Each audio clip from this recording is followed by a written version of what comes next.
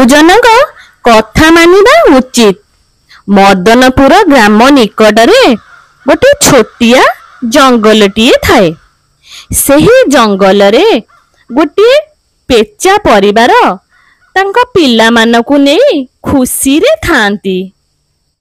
पेचा छुआटी प्रत्येक दिन राति रे ता बापा मां को सह जंगल बाहर को बुलिबा को जाए। दिने पेचा छुआ भाबिला आमर भी तो स्वाधीन अछि, आमे माने कोन पाई दिन रे बुली पारिबु नहीं, खाली राति रे ही बुलिबु। यही कथाटी से ता बापा मां को पचारिला आउ कहिला आमे माने कोन पाई दिन रे बुली पारिबु नहीं। यही कथा सुनी तार बापा मां एवं गुरुजन माने कहिले दिन रे आम प्रति विपद अछि, तो सेथि पई आमे राति रे बुलिबा ठीक।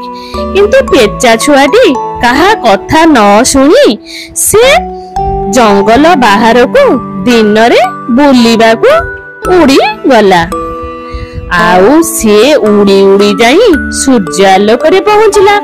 आउ दिनर सौंदर्य पेचा छुआटी को बहुत भल लागिला। से जंगल रे इयाडे सुआडे बुली चलिला। आउ हठात देखिला किछि काऊ माने ताकू आक्रमण करिबा को आसुछंती। से जल्दी जल्दी उड़ी जाई गोटे घर भीतर जाई पसिगला। सेही घरटी थिला गोटे जमीदारंकर। आउ सेही समय रे से जमीदारंकर स्त्री रो देह बहुत खराब थिला। तांकर बोहू आसी देखिला जे तांको घरे गोटे पेचा बसिसी। से पेचा को अशुभ बोली मानिला आउ ता स्वामी को जाई डाकी आनिला। जमीदारंक पुओ गोटे धारुआ छुरी आनी पेचा को आघात देला। पेचाटी आघात पाई सेठारु बाहर को पळाई आसिला, किंतु से आघात पाई थिबारु भलरे उड़ी पारिला नहीं। तापरे ताकू काऊ माने आसी आक्रमण कले।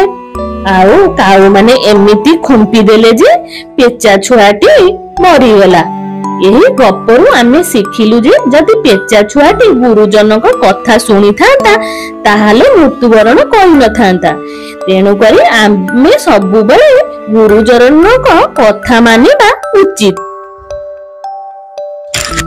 जदि गपटी भल लागिथिबो ताहाले चैनल को सब्सक्राइब करिवे आउ पाखरे थिबा बेल आइकन को प्रेस करिवे।